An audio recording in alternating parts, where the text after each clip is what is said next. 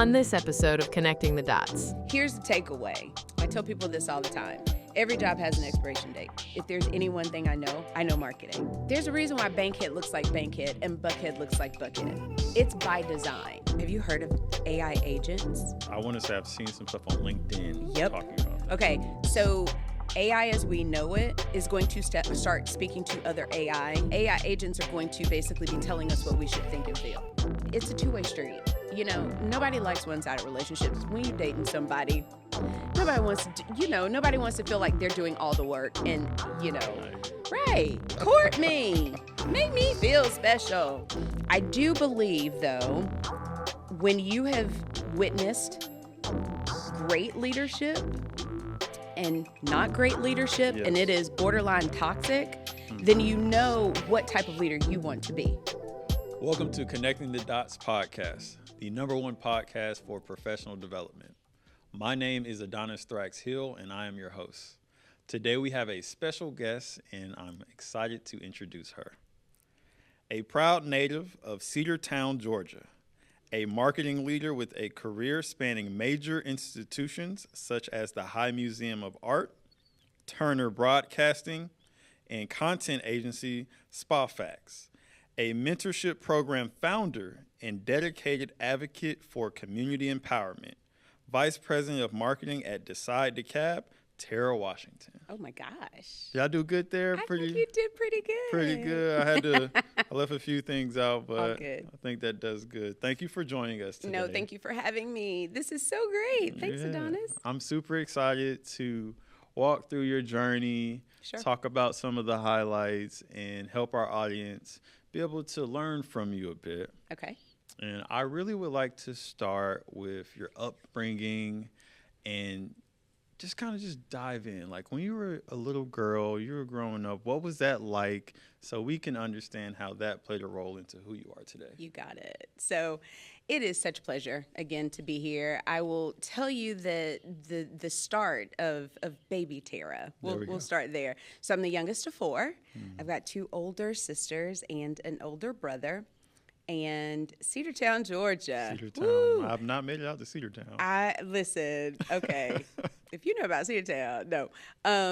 So about 75 miles northwest of Atlanta. Northwest. So about 2 hours for me, an hour and a half, because as my dad likes to say, yeah, that. But yeah, total daddy's girl. Was spoiled, but was spoiled with love.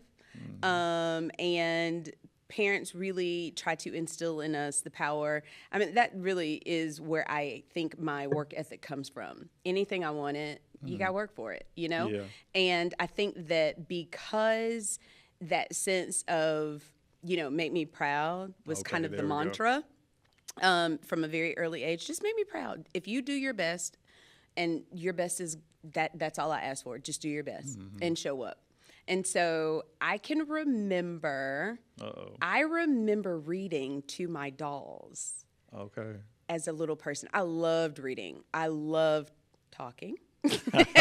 And so good reading and talking. Reading and talking. There you go. And I was probably the one that used to get in trouble for talking too much in class or disrupting the class because I was ready to move on. Let's talk about it. Yeah.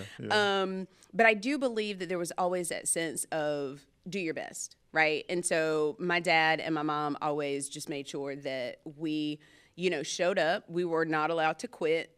If we started something, we were going to see it through.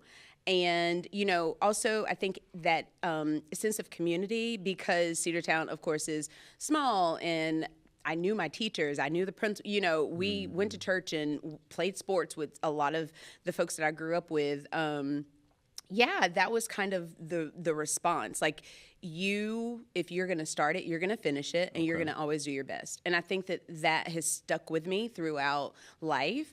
And I think, I would say, being, of course, the youngest, I was just about to ask you about by that. default, probably knew way more than I was supposed to. I can certainly remember my brother having, tapes and things that were illicit and not supposed to, like the beginning of 2 Live Crew and, all of the explicit rap at the time, which was a big Yeah. deal. But I can remember that. That's where I fell in love with hip hop. Yeah. Though, you know, That's so cool. you know, and having older siblings, I think, did definitely, you know, they were always trying to instruct and give me that added lesson that maybe my parents didn't give them. And so they learned, you know, they just learned how to prepare me, I think, for the future. And so while I think that's kind of the takeaway. That's that foundational growth and good stuff having been poured into, you know, and which is what I do. I feel like, you know, or at least I try to pour into the next, you know, generation. Always do your best. Yes. And if you start something and finish it. Absolutely. Super awesome. Yep. So, and I imagine, you know, having your siblings, there's that interesting sibling dynamic and different things like that. But you eventually went on to West Georgia. I did. Now, I want to know, how did you end up making that decision? Why West Georgia? Sure.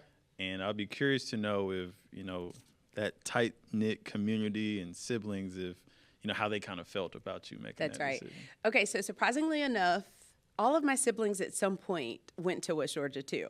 So Bingo. So, and I think that it was one of, you know, I think for the longest time, West Georgia was looked upon as kind of that transit school as well. A lot of people drove, you know, from, they didn't stay on campus, but I did have the campus, you know, I had the full college experience. Yeah. I tell people all the time that when you know, like I remember in high school meeting Monica Kaufman Pearson at Cumberland Mall when I was like a junior, senior in high school. And I remember telling her, I'm going to tell the news just like you. And she was like, absolutely, and you will. And I have a full circle. That was full circle moment because I have to come back to that. But meeting her and I remember her giving me her business card. And I was just like, it's going to happen. I'm going to tell the news. I am going to be on the news in Channel 2. It was Channel 2. Yeah. And she told me that I could do it. And as long as I did what I was supposed to do, I just remember that being one of those indelible moments in life.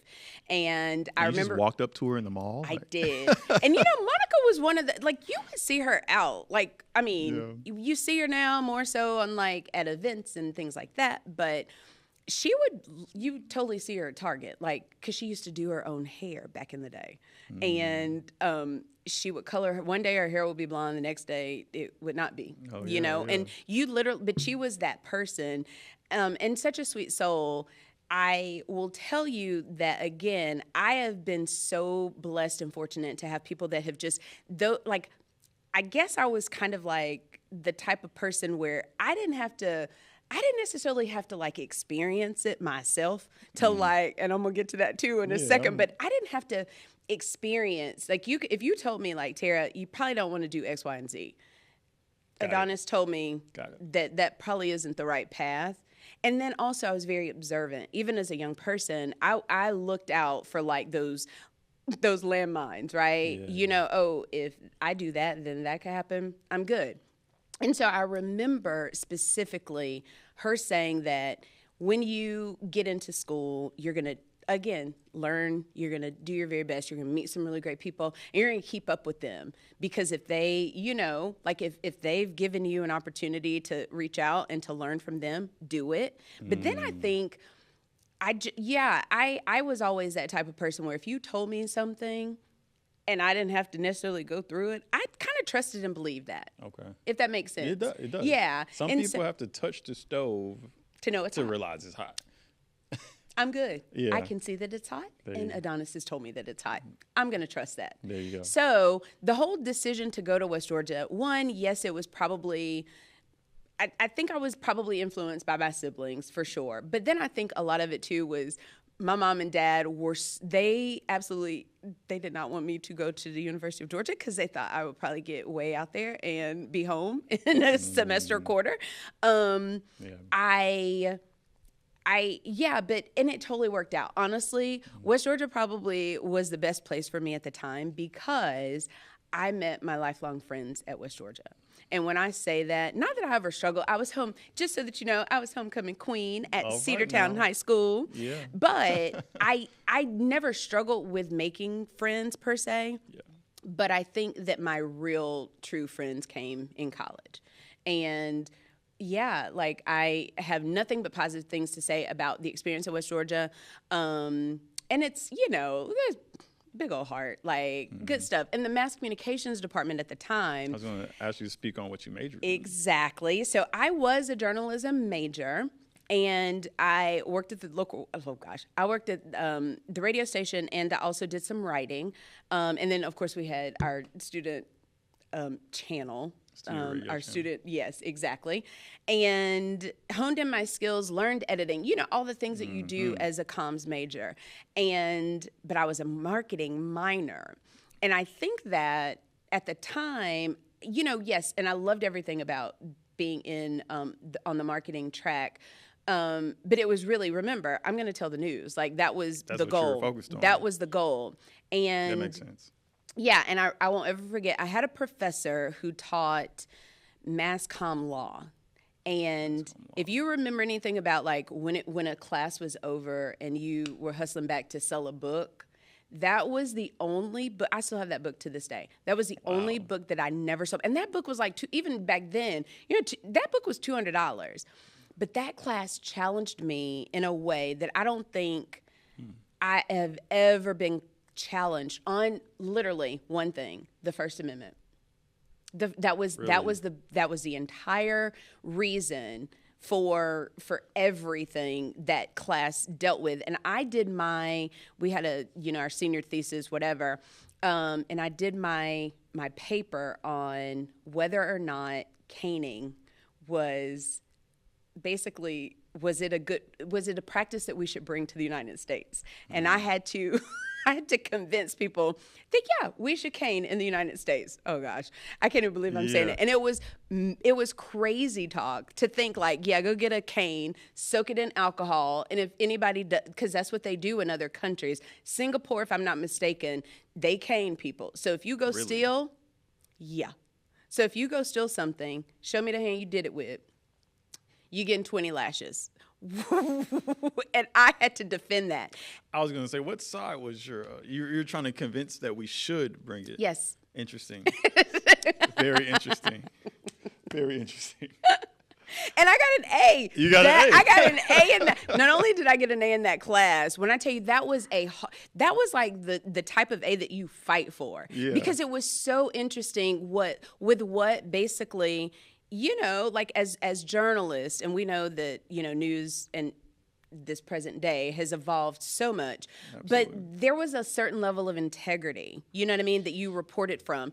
And at the time, you were as unbiased as possible, And so I think that, again, from even those college campuses are where ideas flow and where you should be able to think critically and debate. And, at what other opportunity in life really are you going to have that without, feelings and emotions getting involved? Good point. That class totally changed my perspective, in terms of basically what it means to have your First Amendment right either looked upon negatively or that someone is fighting for you to freedom of speech. Can you say, what you want to say? And as Americans, yes, you can. And again, I go back to that paper. As Americans, we would never cane anybody, but, but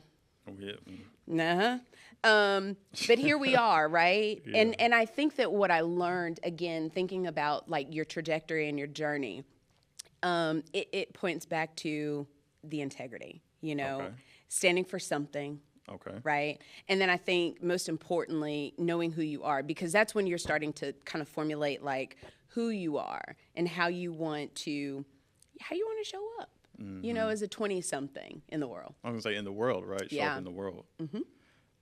Very interesting. Yes. I think I have one marketing book. Okay. That I've kept from college. So that. I think I'm going to go look into that. And it could be outdated. Of course, most of it probably is because, social media was right. That was probably early 2000-ish. So social media was just kind of getting on the scene. And remember, nobody thought that Facebook was ever going to develop into all of the things that we have. is, So, yeah. right? Or MySpace, I'm dating myself. But No, all no. of those things, right? And I think, though, the takeaway, again, is where do you find yourself at that particular time? And, like, what do you hold to be sacred and true? And I think that, again, I say if you stand up for what you believe in, right? Start to formulate your own opinions, not your parents', not your hallmates, but what do you believe? Like, what do you really, truly like in your heart? What is that kind of indwelling driving force that says that's right or that's wrong, or as a human being, I'm not going to do that? That makes sense. It makes total sense, and I'm literally kind of processing and kind of unpacking all these different things. Stand up for what you believe in. Yep. What do you think? What do you feel? Form your own thoughts, your own opinions is what I'm hearing. The integrity and maintaining integrity is also something that I'm hearing.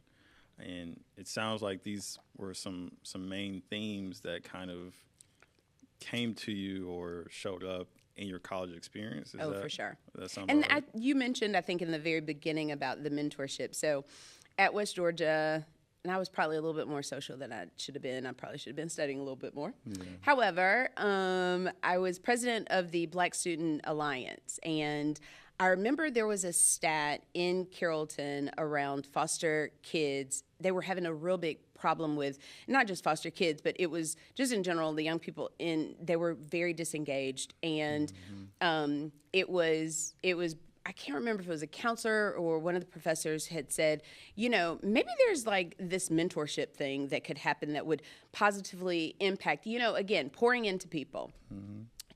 And I just remember telling the advisor of, Black Student Alliance that maybe this is something that we could assist with because, again, in most, of these situations, a lot of brown and Black people are most affected, right? And so I talked to a couple of people on campus. Our advisor was like, okay, how could we do this and make this work? Literally, we're 20-year-olds basically mentoring other, I wouldn't say that they were our age, but they probably were between the ages of that 15 to 17, which can be kind of critical and weird for some students, right? It can be kind of that critical age where they just need to hear from somebody, not their parents, and somebody maybe that doesn't run in their circle, that, you can do it. You can make it. And that, I don't know, I just feel like I had that. Why wouldn't I want to pass that along, Yeah, and I was just going to say, I think, that mid to soon to graduate high school pocket right there is a very special time where people's direction could go this way. Yes. Or it could go that way. Yes. And I think being able to have people who are, still very much so young, but maybe just being that next step, just in school, post high school rather, whether it's in college or not. I think that's a huge pipeline that, probably does need that type of attention. So I think that's great work. I think we were kind of cutting edge in that regard, right? I think it's great work. And I know that even now, you hear and see a lot of kind of reverse mentorship, right? So you've got, some of your more senior leaders that are looking to some of your Gen Zs and even, alphas, I guess, to help them better understand like some of the kind of nuances that are taking place within social or within, some just that kind of world, digital. Yeah. I think that, peer-to-peer mentorship. Love it. Could actually benefit probably more than we realize. And I haven't looked at numbers. I don't even know if there's any information that exists. But we probably were doing something quite interesting at the time. Just to you think about, like you said, you think about the kid who maybe goes to school sometimes, doesn't maybe participate, is kind of absent from home or whatever home life is. But if you just show them that, listen, you can get through this and college could be it, you know what I mean? It could be your out. Powerful. It could be very powerful. Yeah. No, that's incredible. Sounds like West Georgia was lucky to have you. I'm thinking yes. That's what it sounds like. Yeah, it was good times. But you were in West Georgia, and you're still focused on the news. Yeah. So where did the kind of like shift happen? I know. In that Okay, aspect? so here's what this is funny. Okay, so I remember I told you I was president of the Black Student Alliance. And we had coordinated a party for, I don't know, something. We had coordinated a party, and we actually got, DJ Jelly. Jelly. So Jelly. Wow. Jonathan, what is Jonathan's? Jonathan, I can't think of Jonathan's last name, but I call him Jonathan, but Jelly. Jelly. Okay, so DJ Jelly comes down to Carrollton and brings literally the entire Big Oomp camp in Carrollton, Georgia for a party. And when I tell you, that party was a party of, forget any of the fraternities, sororities. BSA stole that night, and that party was like epic. Yeah. Such a fun time. Such a fun night. We won the night. One of those. Yes. And so Jonathan at the time was on the radio, and he was at 90, at the time it was 90, 97. So 97.5. And he had told us that whenever we're in the city, come and hang out, because he would be on the radio. Gotcha. And I was like, and being mass comm and having had the opportunity to be on, like, I knew what a soundboard and all the things that a radio station consisted of, but on that level, not so much. But he invited us up to the radio station, and I remember getting in there and I was thinking, I need an internship, and I'm going to do it here. And sure enough, I finagled my way into Hot. And what's crazy is, so Ryan Cameron went to West Georgia, and when he heard that I was applying, he's like, of course, whatever you need. So huge shout out to Ryan Cameron, because Ryan's always been like that guy. He's always been like A1 from day one. But what I specifically remember more than anything was, if I get in there, I'm going to navigate and I'm going to figure it out. Now, I remember also that everybody was trying to get internships, and I was driving from Carrollton. Mind you, I was driving from Carrollton. Radio station at the time was off Old National in College Park. And I made it work, figured it out, because perseverance. This is still during school? It is. Okay. This is my junior year going into my senior year. And I worked because my parents told me that they were not going to pay for my apartment because they felt like I needed to be on campus. But I was like, yeah, no, that's not going to happen. So me and my friends, we decided we were going to find a place. Yeah. And we did. Yeah. And yeah, I still don't know how we made it work. I don't know how I paid for rent, but I did. Yeah. And every and any time there was somebody for me to soak up information from. So the internship was on the sales side. Now, mind you, again, I'm marketing, but they basically convinced me that you'll do a rotation and you'll learn different areas, right? So it was cool. I did actually like sales. And because I'm a chatterbox and I talk to everybody, sales is where the money is at. So I was like, okay, I get it. I understand. I think the takeaway from the hour or so, the year or so that I was there, was, again, like, when you were given the opportunity, you figure out you take every opportunity and get everything you can out of it. And I did that. I think I really did. I left with, they actually did offer me a job. They offered me a job. It was hourly. My dad said, there's no way you can work hourly. Like, you went to school, you gotta have a salary. Not like I was making a whole lot of money, but Ryan helped me get my first job out of college. Super cool. Yeah. Shout out to Ryan. Shout out to Ryan Cameron. Okay. So what happens next? Because all right, you ready got for the this? radio. Yeah. We're still in this comms space, technically. Yeah. Okay, so here goes. So probably, I just remember at some point I was sending out my tape. You have your official like broadcast tape that you were sending out, examples of your work, the editing and the let's see, I was editing, and I think, on camera, of course, because I'm going to tell you the news. So we had sent out all kinds of information, and I got a call back, and it was in Nacogdoches, Texas. Nacogdoches, Texas. Exactly. And they wanted me. They were really impressed with my on-air. And, unbeknownst to me, yes, you technically do have to start in a smaller market before you get to a channel 2. We got to take a step back. Okay. I think, was this on-air experience during the rotational program? So the on-air, actually, you know what? It is so crazy, but I was still doing projects on air. So radio, remember radio? That was the internship, but I was still doing projects at West Georgia, for the TV piece, because I was still very much committed. Yeah, so hustle, man. I was hustling all the different angles.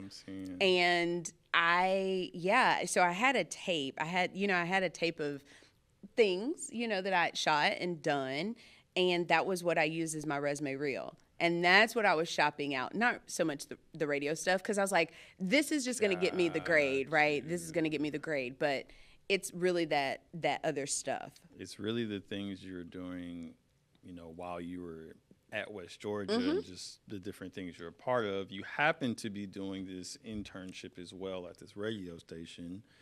Again, whatever opportunity, get as much as you can is what I'm gathering. Yes.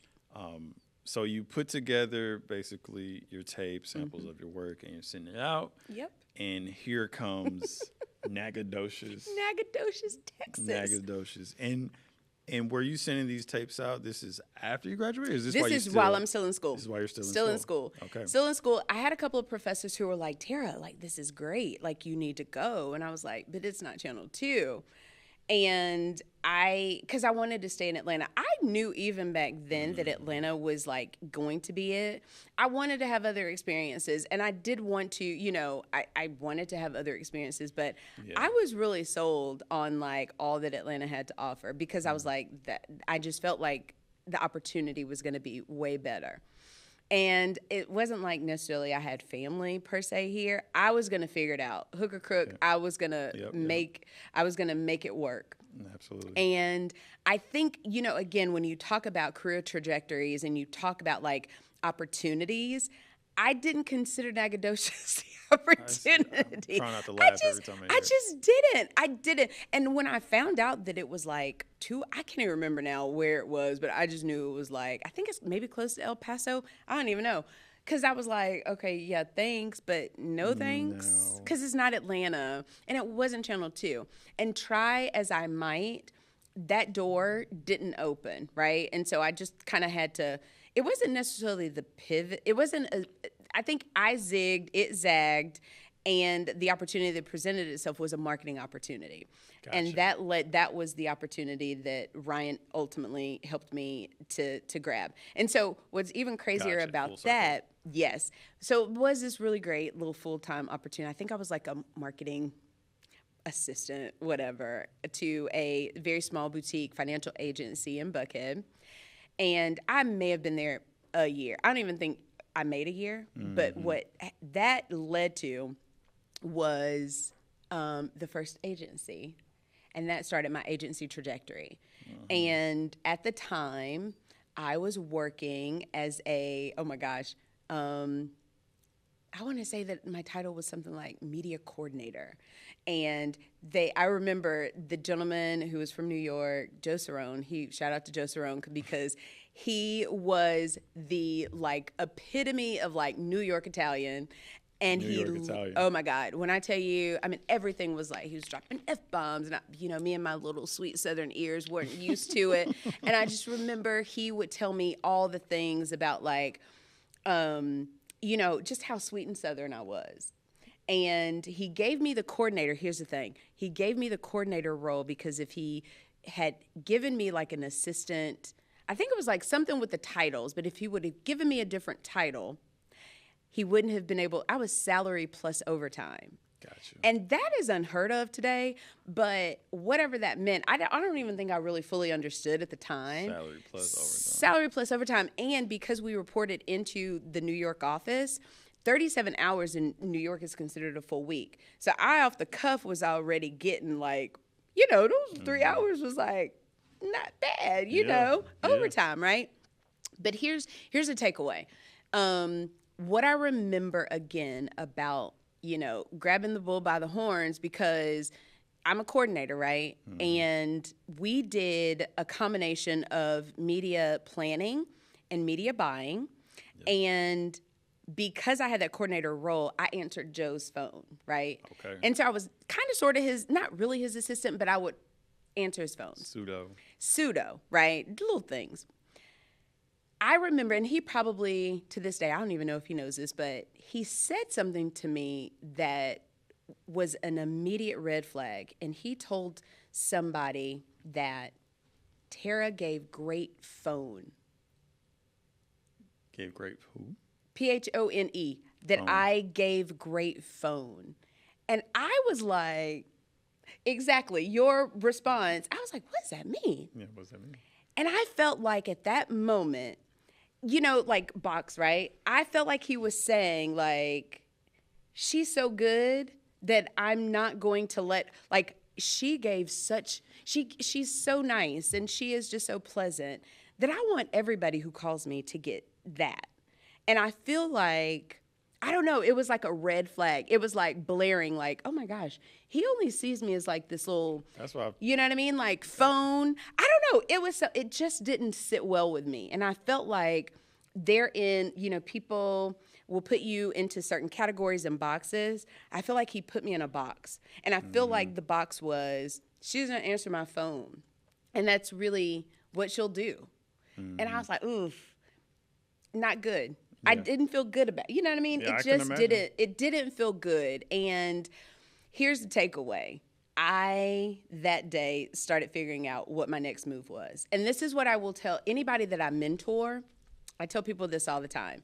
Every job has an expiration date. Mm-hmm. Every job has an expiration date. And if you don't go in, like on your first day, if you aren't thinking about what it is who you need to meet, what you need to learn, and what skills you need to grow, you will, time will, you know what I mean? Mm-hmm. And yes, maybe you stay a little longer, but you are also getting something out of the exchange, right? Absolutely. But you always have to think, every job, it has an expiration date. And, until, I don't know, entrepreneurship, you're doing your own thing. Like, whatever it is, yeah, can't trust it. And I ended up getting laid off. Here's a funny story. Got laid off from Bates. That was the agency at the time. And I remember Joe was so distraught. I was consoling him as he was telling me that I was being laid off. And so why was he distraught? Well, because I think it really did hurt him that he had to, downsize, and it was me and a couple other people. But I was like, Joe, it's going to be fine. I'm going to be okay. And that right there is my second point, which I think is perseverance, because I think I've probably temped all over this friggin' city. Yeah. There's not too many places that I haven't been. So from AT&T to other ad agencies to, you name it, I have probably been in their doors in some kind of capacity. Yeah. And I remember going back to small town and my mom, and I absolutely adore my parents. When I got the news that I was going to be laid off, the first thing my mom said was, "Oh, well, you can always come back home." No, ma'am, I cannot. It's Atlanta. I can't come back home. To Cedartown. I can't come back. Can't do it. I can't. There's nothing there. And more importantly, I'm going to figure this out. I'm going to break this code. There's something here that this city has to offer. I'm not coming back. And when I tell you grind, I was waiting tables. I was temping. I was all over the place. And I remember at the time, so Turner had they had their own internal temp agency. They called them Turner Temps. And again, defining moment. Turner Broadcasting, yes. Turner had these yellow badges for contractors. Contractors got the yellow badge. If you were full-time, you had a white badge. I was getting a white badge. I didn't know how it was going to happen, but I was getting that white badge. And because I was, again, on the, it's temp, so you literally at the time, you would fill in for whoever, I don't know, an assistant didn't come in or they needed help with a project or whatever. I was all over Turner. So from CNN to TBS to sports, I got to see a lot at Turner when I was in the Turner temp program. You could only do the Turner temp program for a year. I had to go away for a year. That's when I started working at the High Museum. Got you. And that was really, where to start? Nonprofit. And I even wanted to say, before we go to the High, I think there's a lot of great things in what you just said. Okay, let's recap. So you got saw as this phone thing. Didn't feel too good. Obviously, this person who we've just discovered who got there, you're a go-getter. Regardless, you ended up getting laid off. Yep. All good. Blessing. So kicked it to a new level of grind. Let's figure this out. You are exploring your options. You come across this temp program with Turner Broadcasting. You got in the program. Did the program for a year. You were able to see a lot of different areas. Yes. Learn a lot of different things. What was your biggest takeaway from that? What was your biggest learning from that before we get to the High? Okay. So here's, again, I think one of those things that you collect as a part of, like, your journey, right? And I think that for Turner, remember that yellow badge. The yellow badge is going to come back up. I think that connection is everything, because every time I was put on an assignment at a different place, I was getting cards, I was asking people, to meet for coffee. I was, anything and anything they asked me to do, show up with a smile. And just, I think it's that level of curiosity that people don't talk enough about, or maybe they do, but it can be maybe layered with ego. Whoa. Right? When you want that white badge and you got the yellow one, ego doesn't have a place. And so I think that the takeaway was, again, connecting the dots with who are you meeting and are you following up with them. And so, I used to say this all the time, a no today could actually be a yes in 2 weeks. Absolutely. It really can. Absolutely. A no today can be a yes in 2 weeks, and hell, tomorrow it could be. You just never know.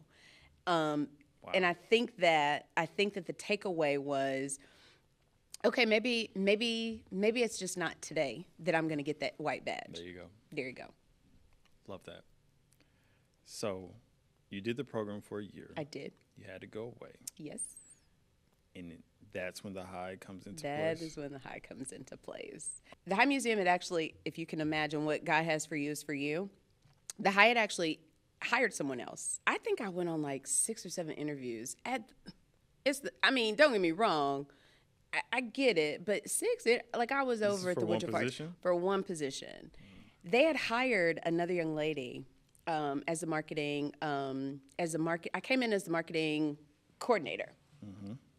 Yeah, marketing coordinator. I think that was right. Yeah. And then I think marketing coordinator. That's as I say. I got a promotion at some point. Here's what I will say. When, again, what God has for you is for you. So the young lady that they brought into that role stayed for about a week. She left for lunch, I think, on like a Thursday and didn't go back. Now, her choice? Or? Her choice. She was like, I'm not going to be able to do this. And so a week, she leaves, and they call me. Now, here's what's special about that. So, and I get it, backgrounds, right? When we start thinking about, like, experience and, transferable skills, and I think that the level of passion that you bring to a role, I can tell you without a doubt, yes, we can both do the marketing coordinator role, but the way that I'm going to do it, it's going to be vastly different the way that anybody else can do it. And while I did not have an art history background, I had taken like a couple art classes or whatever, but not to the point where this young lady apparently really stood out because she had a background in art. And she was like, yeah, this not for me. Left at lunch. Remember that. Left at lunch. Didn't go back. And when they called me, and I remember specifically, I still speak to Miss Eloise Luke. She will and forever be my, she's my little guardian angel. She is the absolute best. She told me, she was like, Terra, so when they were going through the process, me and the hiring man, no, she said that the director wanted the other young lady. The manager that I was going to be reporting into, Tom Rowland, shout out to Tom Rowland because he's a yin to my yang, Terra. It was Terra. It was always Terra. HR, it's Terra.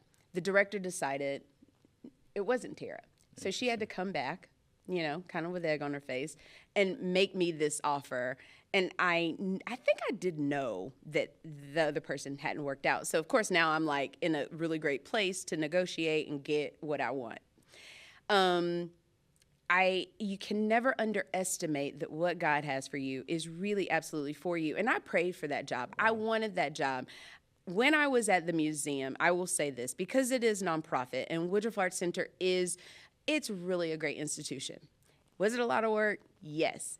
Did I, again, have to muster up all the things to show up as my true, authentic? Yes, I absolutely did. Yeah. We were doing, so we did a combination of both institutions. So we were marketing the institution, but then we're also marketing the exhibition. So when you think about, everything that is from a, events perspective. So that wonderful Friday Jazz, that used to be that was my baby for many, many years.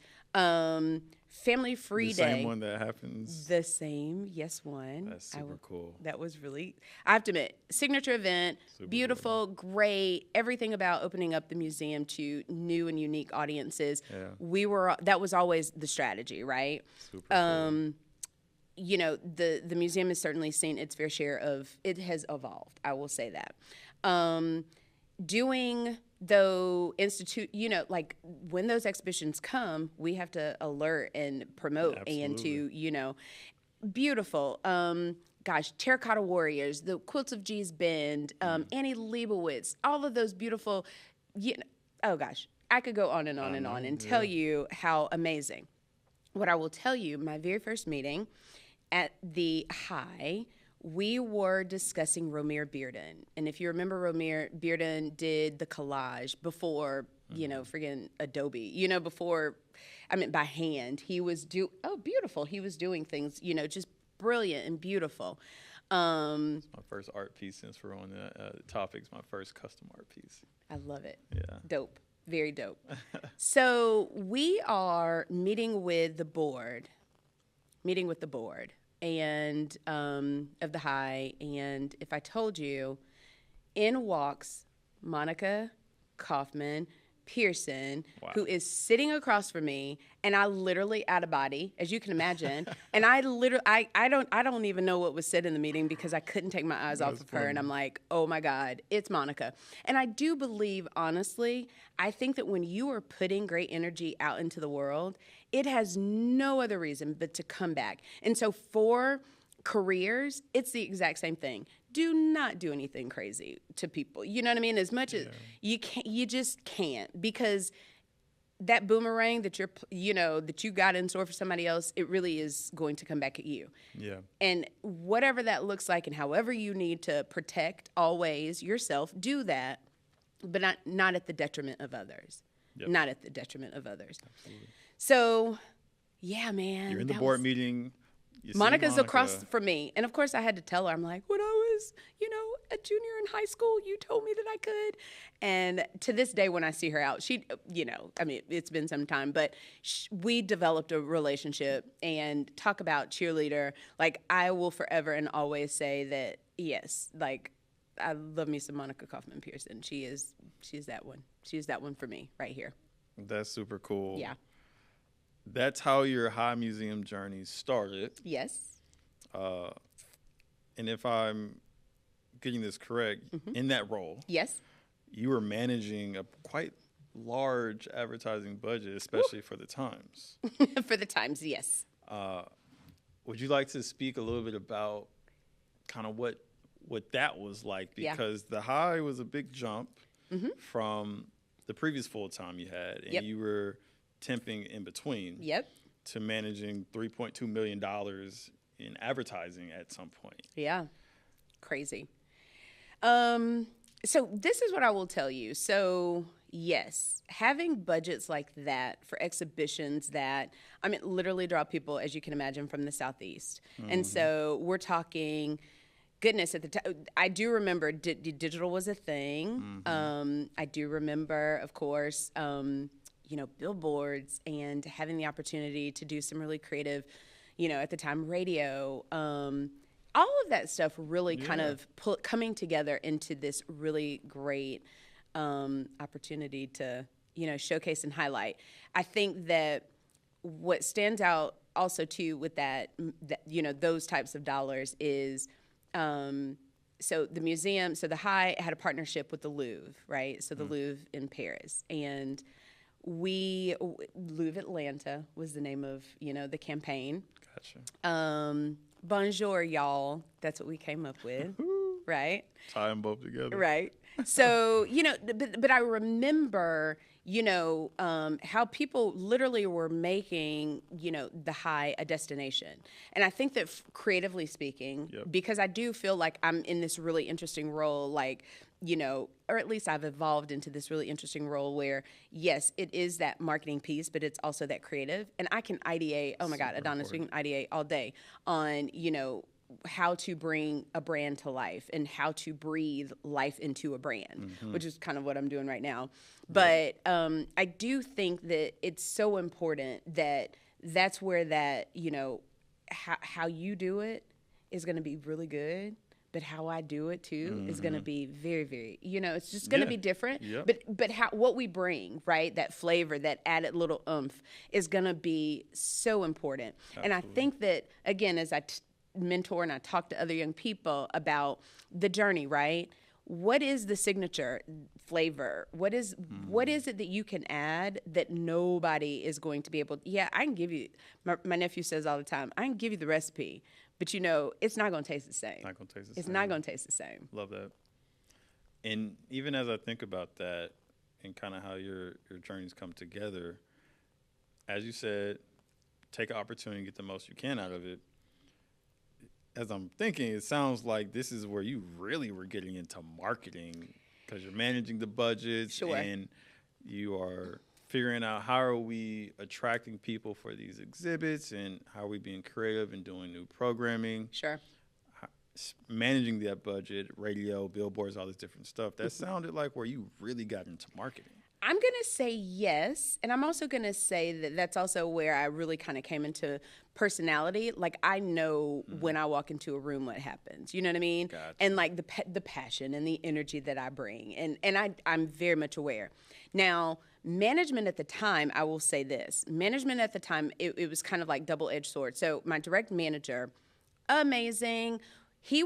I say that he was the yin to my yang because he had no desire to be front and center. So he left that to me, right? Gotcha. And being able to walk into, I don't know, WCLK with the Friday Jazz artist, right? And being able to direct, help him, speaking points, all the things, like you said, knowing who you are and what you bring, don't ever underestimate that. You can't, because that is that good stuff, right? That's the goal. I don't know how I feel like, not to interrupt you, but I feel like that is a very, very important thing to just kind of take a beat on. I think when you're able to identify, what you bring, who you are, maybe even kind of what your secret sauce is, it might not be this black or white thing, but it sounds like you're really saying it's important that we embrace that. Because it seems like it will help us do our best work. That's right. Because as you were just describing, you're on paper, you might be a senior marketing coordinator or whatever. But, taking an artist who's a part of an exhibit and finding ways to maybe get them plugged into different promotional opportunities and help them craft their speaking points, digging into that comms background, that might kind of go beyond, what someone would expect. And I think that goes to that Yes. of this is what you can bring. Right. And I think it's important that we're doing that reflecting and we realize it for ourselves. That's right. How that shows up. Yes. So I just kind of want to take a beat. No, thank you for that. I think people really do need to, sit with that, because there is something very special and unique that you can deliver and that you bring to the table that unlike anyone else, and being aware to the point where again, it's not you just wear it. You wear it. You don't have to broadcast because the right people are going to gravitate. Thank you for sharing that as well. Yeah. And I'm sorry to interrupt you. Please. No, please. I will tell you that the high did actually, the takeaway from the high, okay, so I think I was telling you about the different in leadership, right? And leadership is very important because I think that, everybody says they want to manage people and they want to be a leader, but really what probably they really are doing is supervising, right? Two drastically different things, and be very clear, two drastically different things. I do believe, though, when you have witnessed great leadership and not great leadership, yes. and it is borderline toxic, then you know what type of leader you want to be, right? Absolutely. And because you've experienced it, you've witnessed things that that don't sit well, that don't sit well with your core. Absolutely. And so towards the end of my trajectory at the high, and I have to kind of take a beat because I do have it's probably a trigger to a certain degree. My friends want to know, why don't you come on, we're going to Friday Jazz at the high. I'm good. I've been in there enough. Remember you said earlier, expiration date. Expiration date. But I do believe that there probably is still some kind of energy around you don't forget how people make you feel. You don't forget the experience that you had, positive or negative. You don't forget that. And I think that while I left on my own accord, which was beautiful because I have to tell you how that teed up. So having that toxic leadership is one of those things where it is true that one apple can't ruin a bunch. And I think that by the end of it, I was so depleted and I was exhausted that one of my when I was at Bates, I made the most amazing relationship with a gentleman that was now over at Turner. Full circle. And I saw the role. It was on his team. He's like, are you kidding me? Send me your information, And I left the high to go back over to Turner with a white badge. Say this is not temp. With a white badge. This isn't the yellow temp anymore. I got that white badge. This is the white badge. So the no, all those years, at the time. It was the no at the time. But I really, really needed to kind of hone in on some things. Like you said, I think that was where I kind of got my, I got my badge of honor. You know what I mean? Yeah. And the real work then started. The real work then oh, started. Man. So Turner. Please help us understand kind of what that experience was. Because I want to get to where you're at now. That's right. But all of these things are important. All of these moments are important. All these experiences are important. But now we have the white badge. Yeah. And we're at Turner. Yeah, we are. And let's talk a bit about that. What was your responsibility? Oh, my goodness. What did that look like? So I was the assistant marketing manager at Turner. Whew. Talk about good times. Yeah. Okay, so I'm going to tee this up this way, and I'll tell you that leadership is everything. Because at some point, you are going to, again, recognize when you have, I tell people all the time, lightning in a bottle. That time at Turner, I was there for about 6 years. I came in, and Steve Koonin, who is now the CFO and part owner of the Hawks, I was there during Steve Koonin's time, which, oh gosh, brilliant, amazing people. Melissa Proctor was there, who's this. Yes, so she's chief marketing officer. Melissa is Molly Batten from Home Depot, Monica O'Neill, who came from BT. when I tell you just amazing talent, like on top, talent on top. Jennifer Dorian, who's over at WABE now. Like that is where I really kind of came into oh man. I mean, from strategy to branding to ideation and what it meant to like, do some of these really creative executions and activations that, like you just kind of hear about or, see. What I remember and the work there, so I was on the entertainment side. Yep. So that was inclusive of TBS, TNT, and then Turner Classic Movies. On the digital side, we worked really closely with our sponsorship team to, of course, bring in dollars because it's always great to be connected to money. Don't forget that. Anytime you can be connected to a revenue stream. But still in the vein of working on what the digital execution was, right? Yep. And so what I remember about the leadership was they basically let us do what we were doing. You know what I mean? And I say that, but it's under the guise of they provided the framework. We worked within it. Couldn't used to always say, like, good ideas can come from anywhere. And I really believe that. Good ideas can literally... There was, I don't remember what show it was because, lots of shows. But we used to have all these contests. It was like you literally could name the show, and I remember that we had our cleaning staff. Our cleaning staff was literally, they were Turner employees too, right? Mm-hmm. Before, companies started outsourcing things, exactly. Yeah. And I remember somebody saw on a board like that they could name a show or they could do whatever.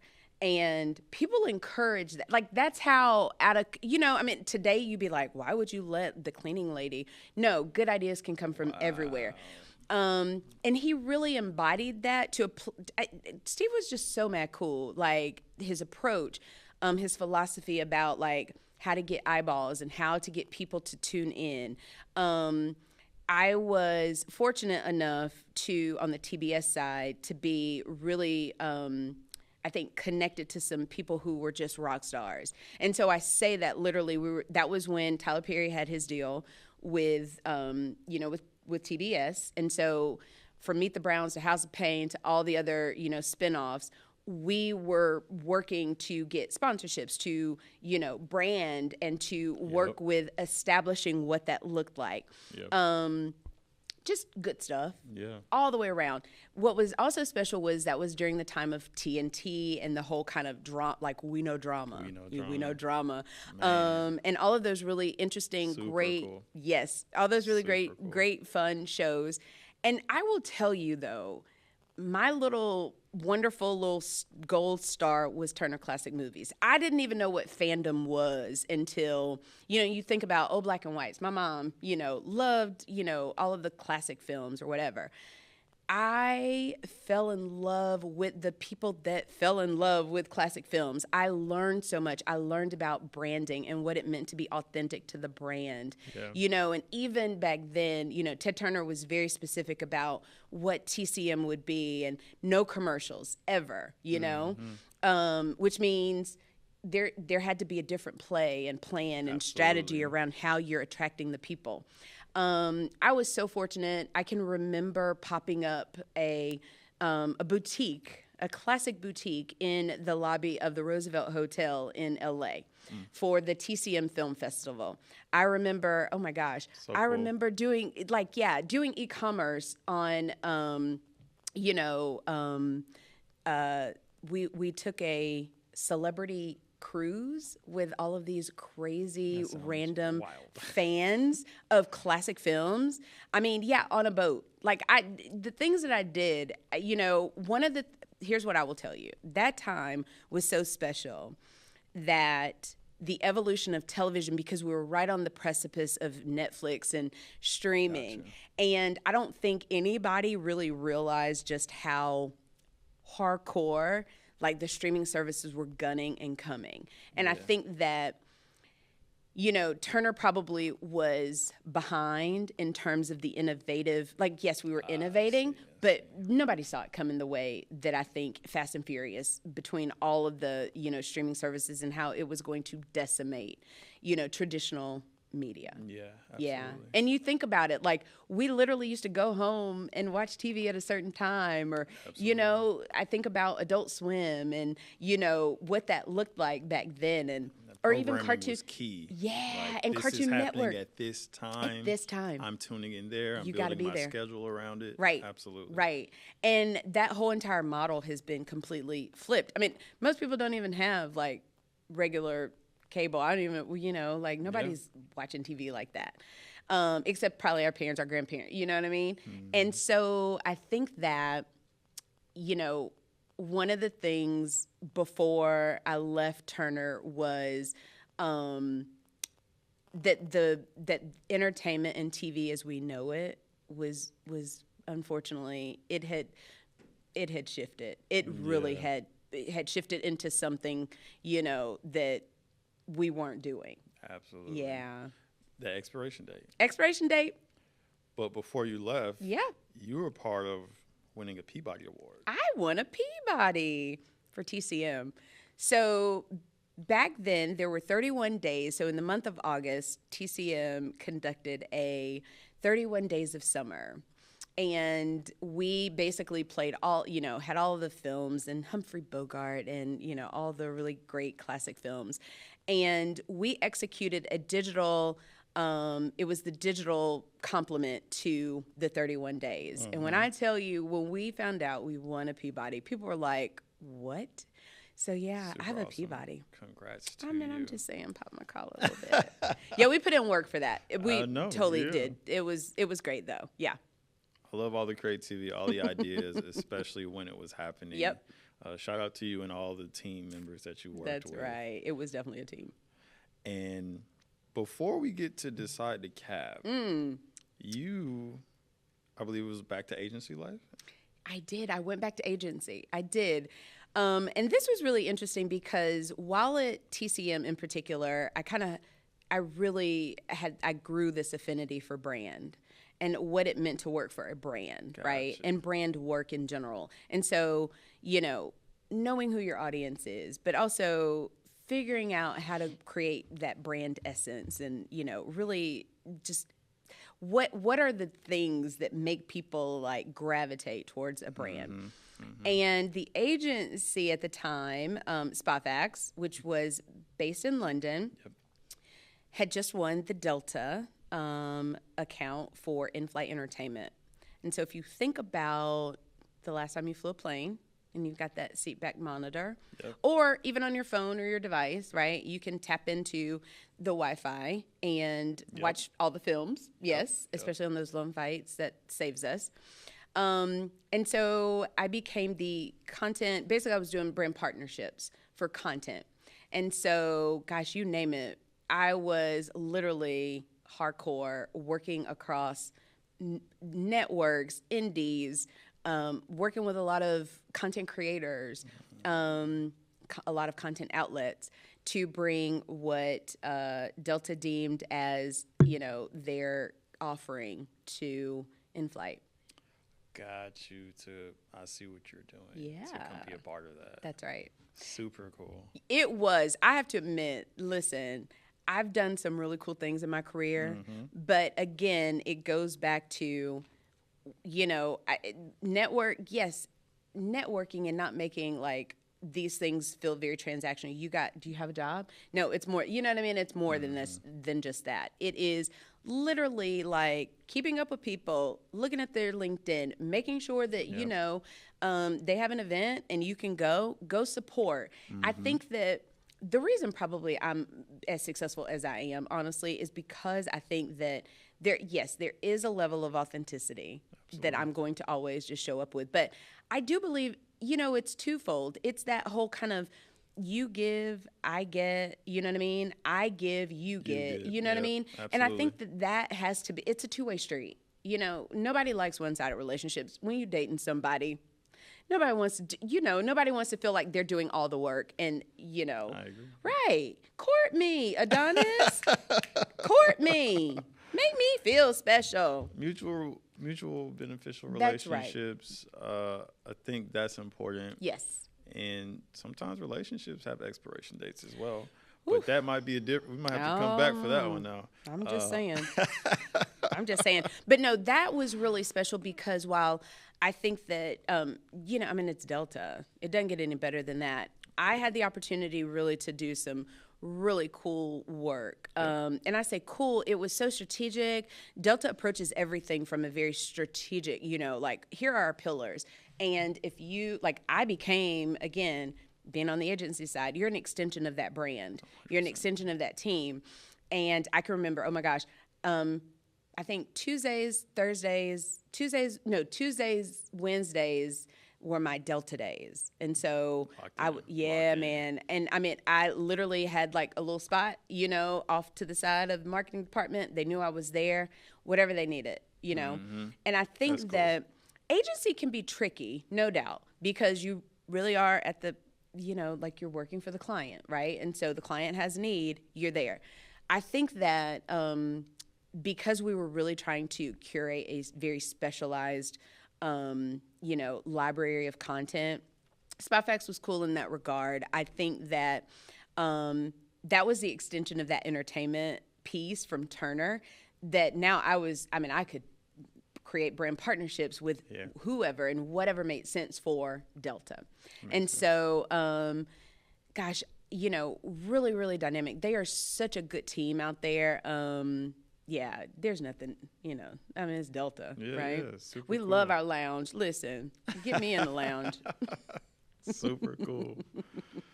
SpotFacts did well for you. That was a good experience. It was an experience. And then that's now where we arrive to decide. Oh my goodness! Please let the audience know. Yep. About Decide to Cab, and in this role, you've actually stepped into a vice president role. Oh my goodness! Yes. Vice president of marketing and comms. That's right. Combining, a lot of, I imagine, everything you learned along everything. So, what does that look like? What are you doing? Whew. What is Decide to Cab? Sure. Please share. Okay, so here's a prerequisite. At some point, I do believe that, roles can take on, what our passions are. Okay. And again, I'm going to go back to the beginning, and I'm going to talk about community. 2019, I bought the cutest little 1939 bungalow in Oakland City. And shout out to Oakland City. I love my community and neighborhood. It's so adorable. I got really active. Remember, 2019. Keep that in mind, 2019. So started getting active, started using some of the things that I know how to do to better the community. So leading the, doing some social media, showing up for meetings. Mm-hmm. In early 2020, I was voted, president of the Oakland City Community Organization, of course, because that's who I am, and I just show up, whatever. People tell me, you're going to be this thing. Yeah. Within days, literally, of taking on that particular role, I am starting to get phone calls from, you name it, developers, small business owners, seniors in the community, people wanting to meet from the Beltline. I literally got overwhelmed, and I did not know what to do because I am not an economic developer. I'm not, I'm community, but I didn't know what I didn't know, right? Yeah. And if we know anything about the city and how, things have certainly shifted, and from housing to, goodness, you name it, just a lot of these communities are really being impacted, positive or negatively, because of the Beltline. Gentrification is real. Mm-hmm. And reimagining what these neighborhoods could look like. If you do have your grandmother's or your great aunt's house within your family, that's our generational wealth. That is what we have to protect and stay. We have to keep that in the family. Yep. Somebody has got to keep it, right? And so I say that because during the pandemic, nobody is flying. And so I did not have a job. The Delta, yes. And I got extremely busy for the time that I had, basically trying to figure out, what is this? What does a developer do? How do they take the input from the community and, come back with, something? in order to get our buy-in and our feedback. And so lockdown happens. And it's really like, oh my gosh, Terra. I mean, and I was interviewing across the board. I think I just remember I'd had a couple interviews at Chick-fil-A. Porsche. We're not going to talk about that one. That broke my heart. Yeah. Didn't get that one. And Decided Cab pops up. And I'm like, what is this? Like, all I know that it was, at the time, it was director of marketing and PR, and it was hitting all the high notes. So community, utilizing, of course, what I do best, marketing and communications. It gave me that opportunity to do some PR, which touch it, I've always been on the outskirts, but I'm in it now. I'm doing comms, right? And I can remember we used to do virtual happy hour, remember, during the pandemic, meet up with friends and stuff. And I can remember I was on with some friends from West Georgia, and I was like, I think I just found my next job. And one of my girlfriends says, well, read it to me. And I'm, going down, and she's like, girl, that sounds like a lot of work. And I was like, no, I think I could do it. I think I could do this. Or marketing people. Oh my gosh, right? It's going to be whatever it's going to be. It's going to, right, I apply, and I'm like, who do I know? Who do I know that knows somebody that knows somebody? I had everybody hustling, Terra, people from church, people that my sister knew in her sorority, like all the people were reaching out on my behalf. And sure enough, I got the call. And I got the call, Dorian DeBar, who is he's that guy. Like, he cares about, DeKalb County. Mm-hmm. He cares. So Dorian's background was over at Invest Atlanta, helped to merger the deal with the Benz, has been very instrumental. Just, he's that guy. Went to Georgia Southern, went to Towers High School. Yeah, he's that guy, right? And I can remember having the conversation, and I told him, I was like, look, I am a big personality. I was like, but if there's any one thing I know marketing. So let's do this. Mm-hmm. He's like, let's do it. Let's do it. Super dope. And so when I think about, when I think about economic development, and most people are like, I don't know, what are you talking about? There's a reason why Bankhead looks like Bankhead and Buckhead looks like Buckhead. Mm-hmm. It's by design. These things don't happen in a bubble. And if we as taxpayers, as residents, don't speak, right? And while I do live in the city of Atlanta, my first little townhouse was out in Decatur, unincorporated DeKalb County. Like, I get it. You know what I mean? I understand that, there is a north and a south, very different DeKalb counties. Mm-hmm. But I do believe also that the work we're doing is really about creating a center and making sure that people realize and know that no one area is forgotten and that we are doing the work. Doesn't happen overnight and doesn't happen in a bubble. But I'm proud of the work. I'm so proud of what we have been able to accomplish. Absolutely. Because, to be quite honest, there was nothing when I got there. In 4.5 years, we have, rebranded. There you go. Yep. We have a beautiful new site. We're active on all the socials. PR is killing the game. There has been so much buzz around like workforce and working with Georgia Piedmont Technical College to, get these young people into jobs, right? Absolutely. Jobs that are just not paying a couple of dollars. These are 25, 27, for an 18-year-old who just graduated. Yep. And we have to start having those conversations too, because colleges are not going anywhere, right? Mm.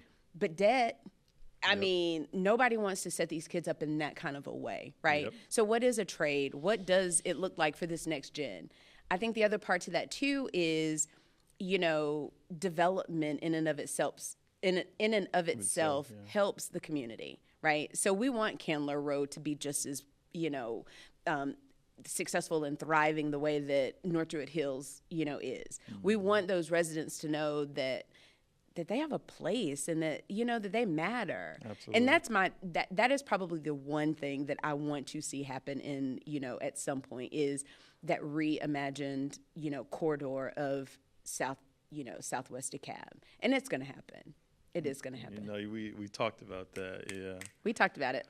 It's a long journey. Yes, It takes time. it does. You just mentioned, you guys have had some wins since you've been involved, for 4.5 years, rebranding and everything. As someone who grew up in DeKalb, I want to say thank you. Yay! And you're so welcome. For the work that you and the team do. So much stuff that, we could be here all day. Yeah, we could. But what I would like is for you to highlight the work, not necessarily the work, but just some things that would be good for the audience to know when it comes to Decide DeKalb. You shared some awesome things with me about the Entertainment Commission. Oh, yeah. And we also were talking about workforce development. But, is there anything there in that space that you want to leave the audience with? Absolutely. I think that from a quality of life, right? Because at the end of the day, you want to know that you're protected, you've got clean water, and that your property value, hopefully, you know what I mean? Exactly. Quality of life is so important. And sometimes I think that, we would much rather drive to another part of town to get what should be in our neighborhood. Yeah. And I think that the takeaway is it doesn't happen with just two people. You have got to be an active participant. You gotta show up, because there are people that are going to be making decisions for you, with or without you in that room. And we have to hear from the people that it most affects. And so that really, I think, is the takeaway. It's that, as a leader, as a real true leader, like, you always have to think about the least among us. And I've always, I don't know where I heard this, but I heard somebody, mention that you can always tell a community by how they treat their seniors and their kids. Wow. And, and that right there, that to me kind of, says a lot. It says a lot. It's very simple, but the kids, are the kids thriving? Are the schools good? Do you go and read on we're going over to Read Across America, or Read Across America Day is on Tuesday. How are you pouring back in? But then conversely, the seniors, are they being scammed? I know if I'm getting calls about my little house, can you imagine, right, what our seniors are facing with, the predatory folks who want to literally snatch up their house for pennies on the dollar, right? And so I think that this work is so important, and I'm so glad and blessed that I'm in this role, because I think it has given me a new sense of kind of what it means to be in a community and help a community. So we've touched upon a lot, but hopefully something I said. Oh, I think all sticks. This is fantastic. Thank you so much for sharing, highlights along your journey. Yep. Thank you for all the work that you have done. That's right. And that you continue to do. I want to ask you one final question. Okay. In looking at all of that, what would you say have been the top 3 skills that pretty much has helped you along your journey? Skills. Whew. Okay. So the first, I think people really need to get back to that core of remaining or developing curiosity. It's not right. We have to get back to that whole kind of like, yes, you've got a role and you've got a job, but there has to be something that not keeps you up at night, but that keeps you wandering, right? I'm always amazed. So my marketing manager is very inquisitive, and she remains like so curious. Like that to me is that curiosity. I think number 2, I would probably say you got to stay diligent. So GSU actually just had the Max Awards a couple of days ago. Their marketing team put together a beautiful conference at the aquarium a couple of days ago. And apparently, and I had kind of read about this, but have you heard of AI agents? Yeah, agents. I want to say I've seen some stuff on LinkedIn talking about that. Okay, so AI as we know it is going to start speaking to other AI agents. I saw a video. Crazy town. That level of just like that to me is like crazy. So the AI agents are going to basically be telling us what we should think and feel. So again, we have got to be like looking into, we got to look into like how some of these new technologies are going to be, influencing our decisions, right? And so I maybe it is a part curiosity, but it's also staying like diligent on like the latest trends, right? Be a ferocious reader. Like you see something on TikTok, go the extra mile and then look up some information so that you really, take it all in, right? And number 3, you know what? It's going to be very silly and probably silly, but be kind, right? Ego, right? Ego will sometimes get us in so much trouble. Yeah. It is absolutely not necessary that you show up with this inflated concept of self, right? You got to stay humble.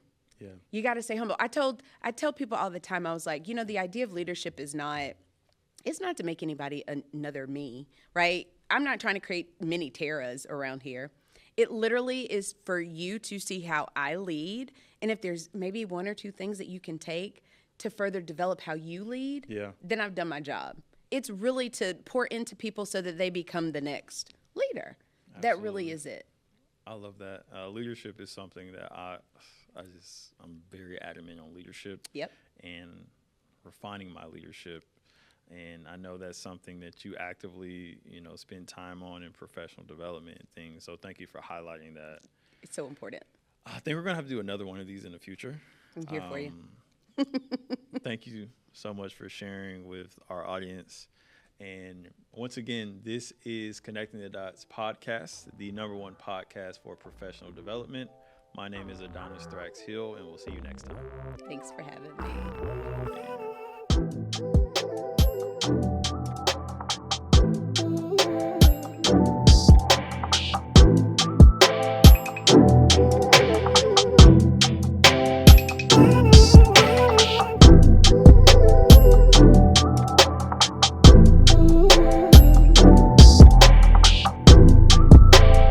Visit levelupdevelopment.world for our full video library and to access our professional development resources.